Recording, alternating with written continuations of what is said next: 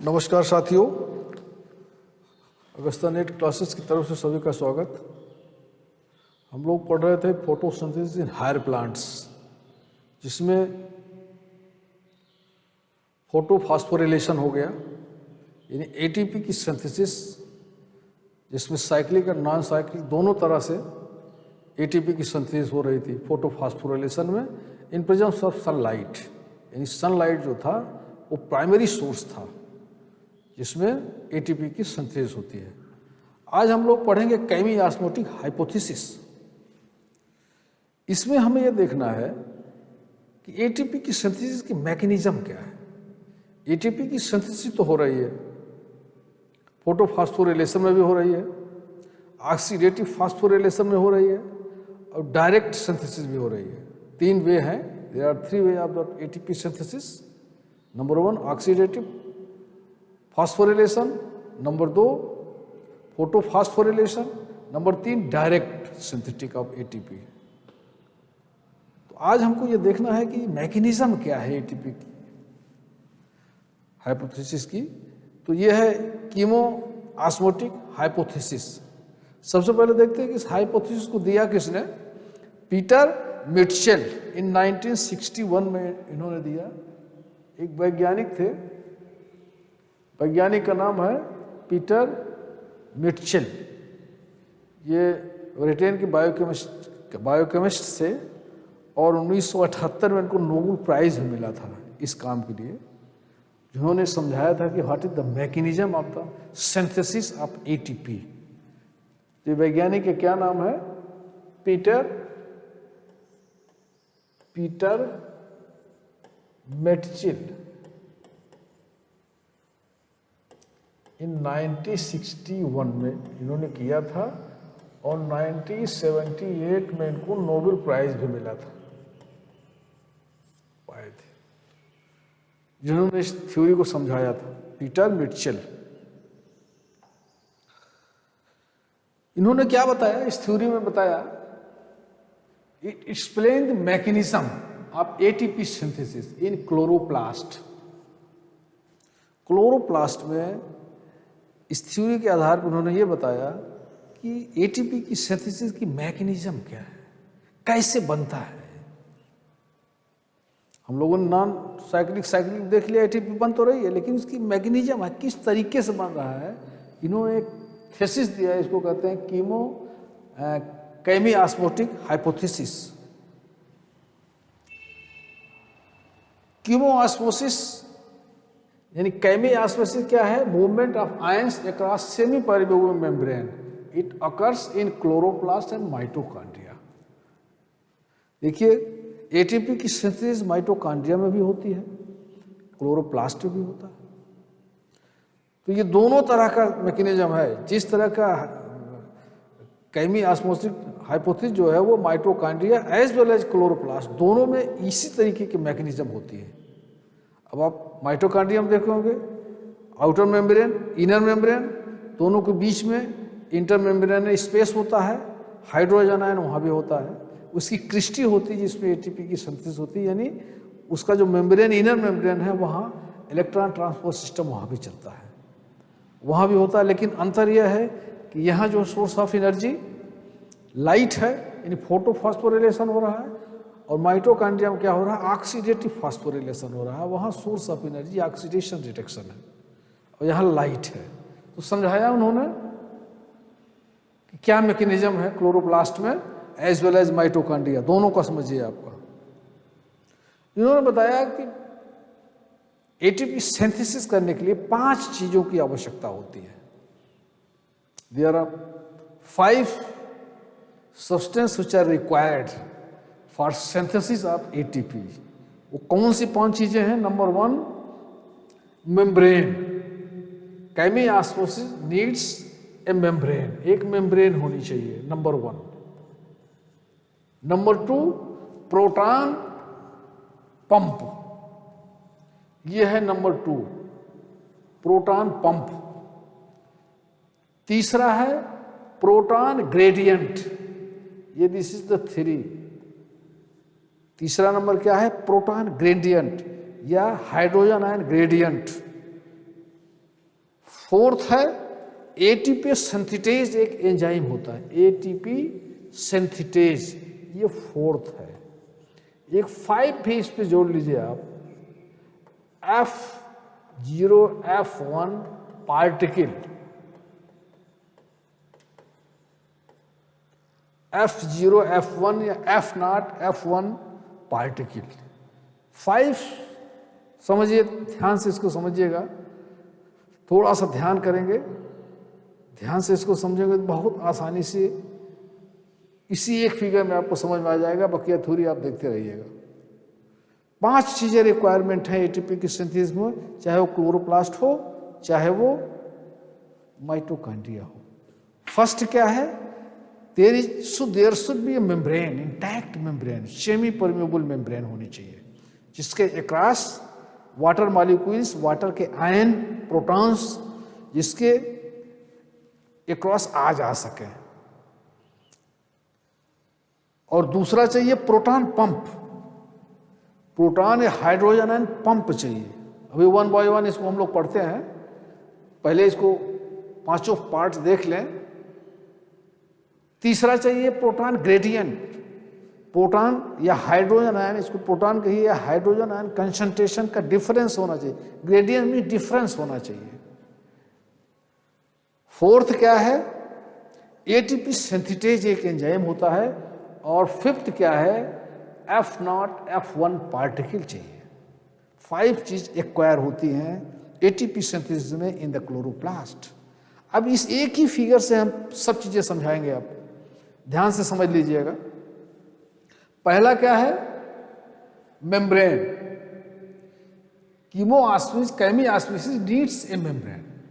अब अगर हम थाइलोक्लाइड का स्ट्रक्चर देखें, क्लोरोप्लास्ट के अंदर थाइलोक्लाइड्स हैं। थाइलोक्लाइड्स आउटर इनर मेम्ब्रेन से कवर्ड है, मेम्ब्रेन है। इसके अंदर देखिए ये थाइलोक्लाइड्स का स्ट्रक्चर है, ये आउटर मेम्ब्रेन है, ये आउटर मेम्ब्रेन है, ये इनर मेम्ब्रेन है, ये बीच का पार्ट है वो ल्यूमेन है, और इसके बाहर स्ट्रोमा है। फर्ज कीजिए ये आपका ये थाइलोक्लाइड, थाइलिक्वाइड का एक स्ट्रक्चर है, ये इसकी मेम्ब्रेन है, इसके अंदर का ये ल्यूमन है अभी समझिए, इसके बाहर क्या है, स्ट्रोमा है। अब कुछ नहीं बता रहे हैं, अभी केवल हम स्ट्रक्चर बता रहे हैं जो कई बार हम लोग पढ़ चुके हैं। क्लोरोप्लास्ट के अंदर थाइलोक्लाइड में से अगर एक थाइलोक्लाइड है तो ग्रेनम, और कई एक साथ मिले हुए तो ग्रेना। हम लोग थाइलोक्लाइड का स्ट्रक्चर पढ़े थे, बेलमेम से घिरा होता है, 2 थाइलोक्लाइड स्ट्रोमल मेम्ब्रेन से अटैच होते हैं, बीच में स्ट्रोमा होती है। तो केवल थाइलोक्लाइड जहां दिखाया गया, स्ट्रोमा इसके चारों तरफ है। अब जो 5 चीजें रिक्वायर्ड थी उसमें है एक membrane, intact membrane, semi permeable membrane, जिसमें से कुछ आयंस आ जा सकें। ये आपकी थाइलोक्लाइड्स की मेम्ब्रेन है, डबल लेयर। इसमें ये सेमी परमेबल है, इसमें से वाटर के आयंस इस ल्यूमेन से बाहर भी जा सकते हैं और बाहर से इसमें आएंगे भी, इससे बाहर जा सकते हैं, आ भी सकते हैं। ये इस तरह के मेम्ब्रेन है, बकिया नहीं, एक सेलेक्टिव पॉइंट है, वहीं से आएंगे, हर जगह से नहीं, इंटैक्ट है, बिल्कुल इंटैक्ट है। सेलेक्टिव जगह से ये आयन बाहर निकलेंगे और बाहर से अंदर आएंगे, यानी स्टोमा से अंदर आएंगे, अंदर से बाहर जाएंगे। इस मेम्ब्रेन की ये खासियत है, सेमी परमेबल मेम्ब्रेन या इंटैक्ट मेम्ब्रेन, इसकी जरूरत होती है। पहला हो गया। दूसरा ये बता रहे हैं कि प्रोटॉन पंप, प्रोटॉन को हाइड्रोजन आयन इसको भी कहते हैं, इसका पंप होना चाहिए। पंप का मतलब उसका आदान प्रदान होना चाहिए, पंपिंग होनी चाहिए, यानी स्टोमा से ल्यूमेन में और ल्यूमेन से स्टोमा में इसका आना जाना कंटिन्यूअसली होना चाहिए। प्रोटॉन पंप है, पंपिंग होनी चाहिए। पंप का क्या मतलब है, स्टोमा से प्रोटॉन्स ल्यूमेन में आएंगे, ल्यूमेन से प्रोटॉन स्टोमा में जाएंगे। इस तरह से ये flow of proton from stoma to lumen and lumen to stoma, इसकी फ्लोइंग होती रहेगी। यही पंपिंग है, किसका, प्रोटॉन की पंपिंग होगी। उसके बाद प्रोटॉन ग्रेडियंट्स, जो ल्यूमेन है इसके अंदर, इसके अंदर जो प्रोटॉन्स है और इसके बाहर जो स्ट्रोमा है उसके अंदर के प्रोटॉन की कंसंट्रेशन में डिफरेंस होना चाहिए।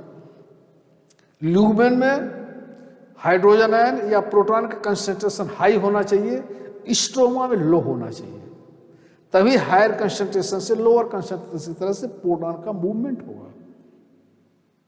बहुत आराम से इस सिद्धांत को समझिएगा जो उन्होंने हाइपोथेसिस दिया, जो बताया कि कैसे बनता है। ग्रेडियंस का मीन डिफरेंस, प्रोटॉन ग्रेडियंस होना चाहिए। किसमें? ल्यूमेन और स्ट्रोमा में इसका हाइड्रोजन आयन कंसंट्रेशन या प्रोटॉन के कंसंट्रेशन में डिफरेंस होना चाहिए। जो ल्यूमेन है, ल्यूमेन के अंदर हाइड्रोजन आयन या प्रोटॉन का कंसंट्रेशन हाई होना चाहिए और स्ट्रोमा जो इसके बाहर है यहाँ पे प्रोटॉन या हाइड्रोजन आयन का कंसंट्रेशन लो होना चाहिए, जिससे from higher concentration to lower concentration इस मेम्ब्रेन से, यानी थाइलोक्लाइड के मेम्ब्रेन से प्रोटॉन जिससे आ सके।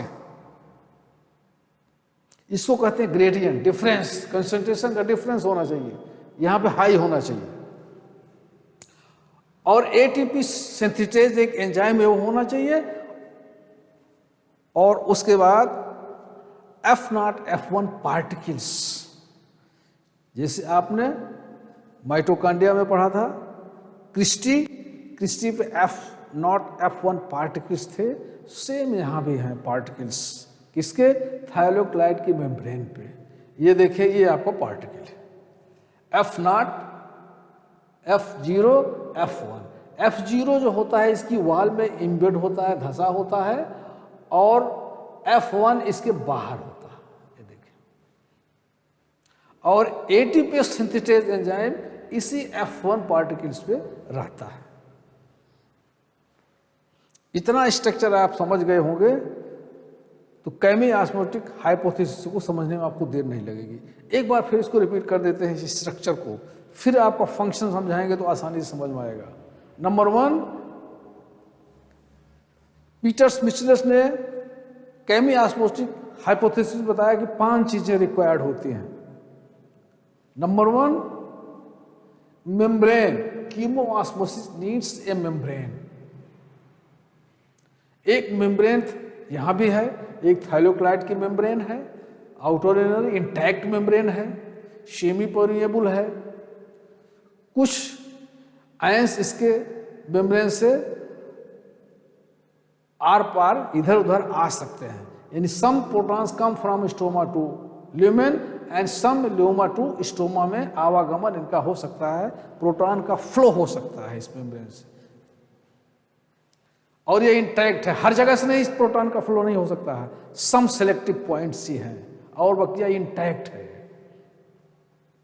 प्रोटॉन पंप है, यानी हाइड्रोजन आयन या प्रोटॉन का कंटिन्यूअस फ्लो होगा, पंपिंग होती रहेगी, यानी स्ट्रोमा इसके बाहर है, यहां से प्रोटॉन अंदर आएंगे और अंदर से बाहर ये कंटिन्यूअस फ्लो होता रहेगा। और उसके बाद उन्होंने बताया प्रोटॉन ग्रेडियंस, प्रोटॉन के कंसंट्रेशन में डिफरेंस। जो ल्यूमेन है थाइलोक्लाइड का, यहाँ पे हाइड्रोजन आयन या प्रोटॉन का कंसंट्रेशन हाई होगा, स्ट्रोमा में लो होगा, जिससे ल्यूमेन से हाइड्रोजन आयन या प्रोटॉन्स इस थाइलोक्लाइड की मेम्ब्रेन से बाहर आ सके, from higher concentration to low concentration की तरफ फ्लो होगा। अगर यहाँ हाई नहीं रहेगा तो फ्लो नहीं होगा, स्ट्रोमा में लो होना चाहिए, यहाँ पे हाई होना चाहिए। ये होता है प्रोटॉन ग्रेडियंस, अंतर है कंसंट्रेशन में दोनों का। F0 F1 पार्टिकल्स यहाँ पे होते हैं इसकी वॉल पे, यहीं से प्रोटॉन का फ्लो होगा, ल्यूमेन से स्ट्रोमा में आएंगे। इसका स्ट्रक्चर कुछ स्पेशल टाइप होता है, F1 F0 F0 होता है। जो F0 होता है इसकी बॉडी जो मेन है ये मेम्ब्रेन के अंदर एम्बेडेड होती है, इसका हेड जो है ये मेम्ब्रेन से बाहर निकला होता है, और इसी मेम्ब्रेन के पास अंदर में एटीपी सिंथेटेज एंजाइम होता है, जो एटीपी की सिंथेसिस को कैटेलाइज करता है या एटीपी की सिंथेसिस करता है। This is the 5 structure related chemiosmotic hypothesis. ये थाइलोक्लाइड, ये समझ गए होंगे आई होप। अब देखें हो कैसे रहा है, इस पांचों का फंक्शन कैसे परफॉर्म कर रही हैं। पहला है मेम्ब्रेन, इंटैक्ट मेम्ब्रेन है, इसके बारे में हम जो जान गए, सेमी परमिएबल है, बाहर से अंदर, अंदर से बाहर जाएंगे, बकिया और कहीं से नहीं जाएंगे, एक सिलेक्टिव जगह से जाएंगे। दूसरा इसका है प्रोटॉन पंप, प्रोटॉन स्ट्रोमा से ल्यूमेन में आएगा और ल्यूमेन से बाहर जाएगा। अब देखें आप होता क्या है, पहले हम देखते हैं प्रोटॉन ग्रेडियंट्स के बारे में, प्रोटॉन ग्रेडियंट्स में डिफरेंस कैसे होता है। आप देखेंगे लाइट रिएक्शन में हम लोग देखे थे P2 और PS होना है, PS1 और PS2 होता है। लाइट रिएक्शन के समय एक PS2 है, दूसरा PS1 है। PS1 PS2 देखिए यहाँ पे PS1 बना हुआ है, ये PS1 है, और यहाँ ये PS2 है और ये PS1 है। अब PS2 और PS1 के स्ट्रक्चर के बारे में ज़्यादा डिटेल नहीं बताना है, क्योंकि इसके अंदर एंटीना और रिएक्शन सेंटर है, पहले हम लोग पढ़ चुके हैं। लाइट एब्जॉर्ब होगा PS2 से 680 वेवलेंथ की लाइट ये एब्जॉर्ब करेगा, और P7 700 वेवलेंथ की लाइट को PS1 एब्जॉर्ब करेगा। यहाँ PS2 है, यहाँ PS1 है। होता क्या है लाइट रिएक्शन में, जरा आप रिकॉल करेंगे अपने दिमाग को, तो यहाँ पे जो है PS2 में वेवलेंथ की लाइट को एब्जॉर्ब करेगा, इलेक्ट्रॉन का फ्लो होगा, एक्साइट होगा रिएक्शन सेंटर पे। लाइट का देखें ये एब्जॉर्ब हो रहा है, यहाँ पे एब्जॉर्प्शन हो रहा है लाइट का। उसके बाद जो है रिएक्शन सेंटर से एक्साइट होगा, एनर्जी वहाँ बढ़ेगी, इंक्रीज होगी तो एक्साइट होगा, इलेक्ट्रॉन का फ्लो होगा। जब इलेक्ट्रॉन फ्लो होगा तो प्राइमरी इलेक्ट्रॉन एक्सेप्टर पर जाएगा, इसको फियोफाइटिन कहते थे, देखिए फियोफाइटिन है यहाँ। उसके बाद इलेक्ट्रॉन ट्रांसपोर्ट चेन में जाएगा, पहला कौन था, प्लास्टोक्यूनन, यहाँ गया। उसके बाद साइटोक्रोम वहाँ गया, उसके बाद प्लास्टोसाइनिन में गया, फिर उसके बाद PS1 में गया। यही फ्लो ऑफ इलेक्ट्रॉन था। अब PS1 से इलेक्ट्रॉन जब फ्लो करेगा तो प्राइमरी इलेक्ट्रॉन रिसेप्टर पर यहाँ जाएगा, इसको कहते हैं FNR। FD देखिए जहाँ बना हुआ है, FD होगा। FNR एंजाइम है जो कैटेलाइज करेगा, NADP से NADPH बनेगा। ये पूरा का पूरा लाइट रिएक्शन आपका उसमें हमने इस तरह से दिखाएगा, इसमें मेम्ब्रेन में ही होती है। इसको आप समझे हैं, पढ़ाया गया है, बताया गया है, ये रिएक्शन। फिर से इसको देख लीजिए, मैं कह रहा हूं अगर लाइट रिएक्शन दिमाग में नहीं है, उसका स्ट्रक्चर और फंक्शन PS2 और PS1, तो आगे की चीजें समझने में बड़ी कठिनाई होगी। वही चीजें लाइट रिएक्शन का ही पूरा दिखाया गया है। PS2 है, PS2 में बताने की जरूरत नहीं है, आप पहले जानते हैं। एक एंटीना होगा, रिएक्शन सेंटर होगा, लाइट एब्जॉर्ब करेगा 680 वेवलेंथ की। जब एब्जॉर्ब करेगा तो एक्साइट होगा रिएक्शन सेंटर से, इलेक्ट्रॉन का फ्लो होगा, जाएगा कहाँ, प्राइमरी इलेक्ट्रॉन सेंटर, जिसको कहते हैं फियोफाइटिन। यहाँ पे फियोफाइटिन पे आ गया। फिर इसके बाद इलेक्ट्रॉन ट्रांसपोर्ट चेन में जाएगा, पहला कौन सा था, प्लास्टोक्विनन। उसके बाद ट्रांसफर होगा साइटोक्रोम B6F। उसके बाद कहाँ जाएगा, प्लास्टोसाइनिन। उसके बाद कहाँ जाएगा, PS1 पे। अब PS1 का भी लाइट एब्जॉर्ब होगी, देखिए यहाँ लाइट एब्जॉर्ब होगा। उसके बाद इसका इलेक्ट्रॉन फ्लो होगा, कहाँ जाएगा, प्राइमरी एक्सेप्टर उसका कौन सा है, FES था। FES के बाद जाएगा FD पे, FD के बाद FNR इसको कैटेलाइज करेगा, NADPH को रिड्यूस करेगा, NADPH बनेगा। यही पूरा का पूरा लाइट रिएक्शन यहाँ दिखाया गया, बस और कुछ नहीं। ऊपर इसके मेम्ब्रेन पे ही लाइट रिएक्शन होता है, वही PS2 और PS1, और ये साइटोक्रोम का इलेक्ट्रॉन ट्रांसपोर्ट चेन यही दिखाया गया। सिंपली सी चीज़ है ये आप समझ गए होंगे पूरे के पूरे स्ट्रक्चर के बारे में, ये पांचों कंपोनेंट्स के बारे में और लाइट रिएक्शन के बारे में समझ गए होंगे। आई होप ये समझ गए होंगे।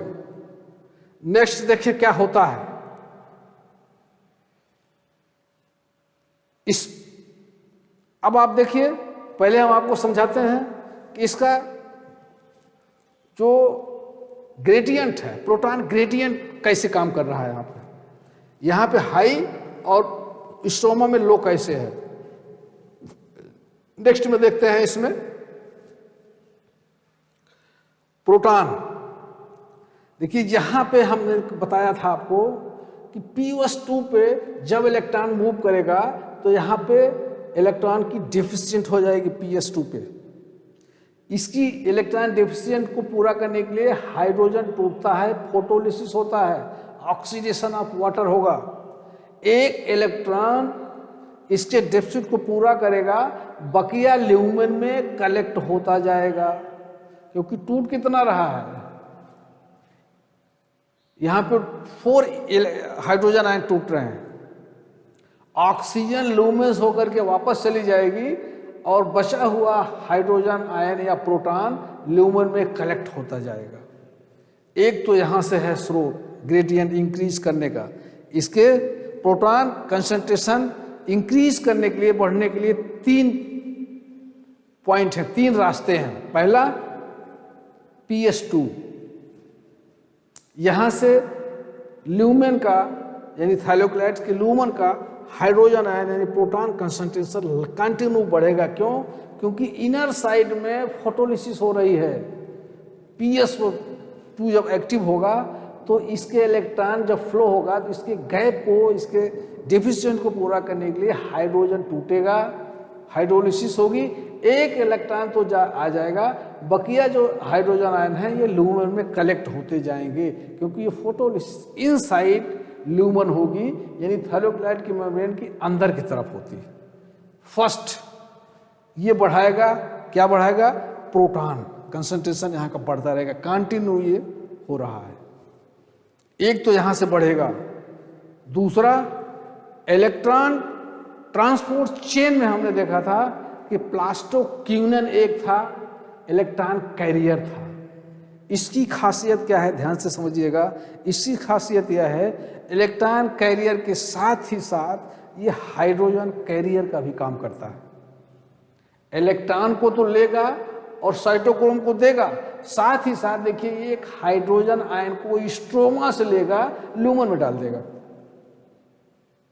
दूसरा इलेक्ट्रॉन ट्रांसपोर्ट चेन जिसको प्लास्टोक्यूनन कहते हैं, ये जो है वो स्ट्रोमा से हाइड्रोजन आयन को, प्रोटॉन को ल्यूमेन में डालता रहेगा। ये दूसरा पॉइंट है जहां से ल्यूमेन के अंदर यानी थाइरोक्लाइड के रूम में प्रोटॉन आएगा, पंप होगा। यह प्रोटॉन पंप है। फिर से देखें, PS2 की फोटोलिसिस से प्रोटॉन बढ़ रहा है। इलेक्ट्रॉन ट्रांसपोर्ट चेन में प्लास्टोक्यूनन इलेक्ट्रॉन कैरियर के साथ साथ हाइड्रोजन कैरियर है। जब एक इलेक्ट्रॉन लेगा, साइटोक्रोम को देगा, तुरंत एक हाइड्रोजन प्रोटॉन भी पकड़ करके ल्यूमेन में डाल देगा। साथ साथ दोनों करते हैं। प्लास्टोक्विनन जब इसको पकड़ेगा प्लास्टोक्विनॉल में बदल जाएगा, जब इसको छोड़ देगा तो प्लास्टोक्यूनन हो जाएगा। प्लास्टोक्यूनन, प्लास्टोक्यूनॉल, ये इसी तरह से इसमें एक्शन होते रहेंगे। यानी हाइड्रोजन एक्सेप्टर के साथ साथ इलेक्ट्रॉन कैरियर के साथ साथ हाइड्रोजन कैरियर भी है। तो प्लास्टोक्यूनन हो गया इलेक्ट्रॉन चेन में, दूसरा हो गया। अब तीसरा देखिए, तीसरा प्रोटॉन कहां से आएगा ल्यूमेन में? तीसरी जगह से प्रोटॉन तो नहीं आएगा, लेकिन स्ट्रोमा के प्रोटॉन को वो कंज्यूम करेगा, जिससे स्ट्रोमा का कंसंट्रेशन डाउन होगा। अब देखिए PS1 में क्या होता था, इलेक्ट्रॉन निकला, प्राइमरी एक्सेप्टर में गया, प्राइमरी एक्सेप्टर से FD यानी फेरोडॉक्सिन, फेरोडॉक्सिन से FNR एंजाइम्स यूज करके NADPH में बदला। तो देखिए यहाँ पे हाइड्रोजन आयन यूज हो रहा है, ये अगेन एंड अगेन यूज होगा। तो स्ट्रोमा के अंदर जो हाइड्रोजन आयन है, प्रोटॉन है, ये कंज्यूम होता जाएगा। इसलिए स्ट्रोमा के अंदर क्या होगा, प्रोटॉन का कंसंट्रेशन डिक्रीज होगा। ये ल्यूमन के अंदर तो नहीं भेजता है, लेकिन स्टोमा के अंदर के कंज्यूम करके यहाँ के हाइड्रोजन आयन को कम करता है। ये बात समझ में आ गए होंगे। अब मैं आपको बता रहा हूँ प्रोटॉन पंप कैसे हो रहा है, ध्यान से समझिएगा इसको समझ गए होंगे, सब काम क्लियर हो गया।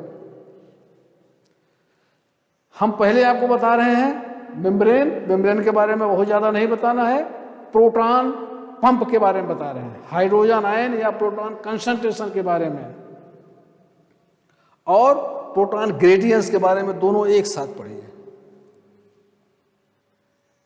ये आप समझ गए होंगे।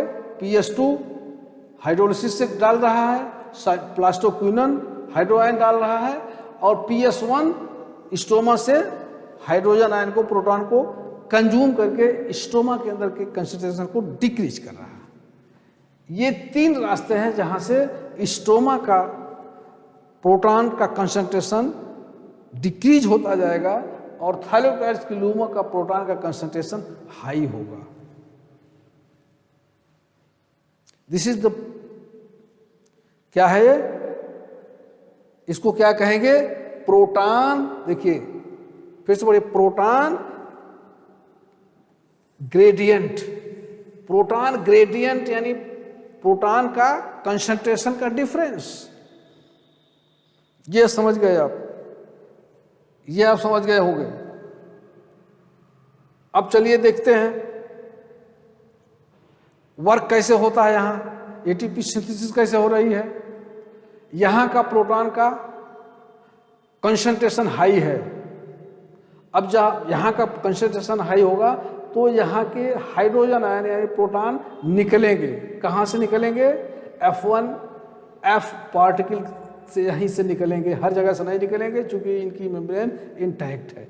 जैसे यहाँ से निकलेंगे इसका जो हेड है मूव करेगा, एक हाइड्रोजन आयन या प्रोटॉन अंदर आया और F1F0 का हेड मूव करेगा, एटीपी सिंथेटेज यहाँ एंजाइम है, एटीपी की सिंथेसिस कर देगा, एटीपी आकर के स्टोमा में कलेक्ट हो जाएगा। इस तरह से एटीपी बनती रहती है। बात क्लियर हो गई। हाइड्रोजन आयन कंसंट्रेशन या प्रोटॉन ग्रेडियंट कंसंट्रेशन समझ में आ गया। अब यहां से मूव हो रहा है, एटीपी की सिंथेसिस कैसे हो रही है। ये F1 और F पार्टिकल के थ्रू ही ये निकलेगा। जब हाई होगा तो निकलेगा, जब ये प्रोटॉन निकलेगा, हाइड्रोजन निकलेगा, तो इस हेड से तो इसका जो F1F पार्टिकल का जो हेड है वो मूव करेगा, रोटेट करेगा। एटीपी सिंथेटेज एंजाइम है जो एडीपी को एटीपी में बदल देगा, F1 का head. This is all about the, वही चीज थ्योरी में भी बताई गई है। Electrons move through photo systems, protons transported across the membrane. It is due to the removal of proton from stoma for the following reasons.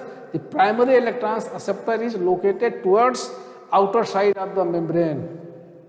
An electron hydrogen carrier, so the molecule removes stoma when this molecule possesses electrons. अब ये चीज मैंने बता दिया, ये electron movement में जैसे electron carrier होगा वैसे इलेक्ट्रॉन इसको आएगा, हाइड्रोजन और इलेक्ट्रॉन दोनों को एक साथ इलेक्ट्रॉन को आगे बढ़ाएगा, साइटोक्रोम की तरह हाइड्रोजन को अंदर कर देगा। वही चीज यहां बताई गई है। नेक्स्ट देखेंगे एनएडीपी रिडक्टेज एंजाइम, यहां की बात कर रहा है। ये कंज्यूम कर रहा है, क्या कर रहा है, हाइड्रोजन आयन स्टोमा से ये PS1 कंज्यूम कर रहा है, जिससे स्टोमा का हाइड्रोजन आयन या प्रोटॉन का कंसंट्रेशन डिक्रीज हो रहा है। वही चीज यहां बताई गई है। नेक्स्ट देखेंगे प्रोटॉन स्टोमा डिक्रीज्ड, ये क्या करेगा, स्टोमा को प्रोटॉन को डिक्रीज करेगा, डाउन करेगा, कम करेगा। यानी ये कम करेगा ये प्लास्टोक्विनोन और PS2 और प्लास्टोक्विनोन दोनों हाइड्रोजन आयन को या प्रोटॉन को ल्यूमन में भेजेंगे। इससे ग्रेडियंट बना रहेगा। एटीपी सिंथेटेज मैंने बता दिया आपको। एटीपी सिंथेटेज कहाँ है, ATP synthetase F0 particle, F0 particles में है, यहीं से हाइड्रोजन आयन मूव करेगा। एटीपी सिंथेटेज है जो एटीपी की सिंथेसिस कर देगा। यही सिंपल सा है आपका सिंथेसिस। देखिए जरा सा F1, F का स्ट्रक्चर थोड़ा सा हम आपको बता देते हैं।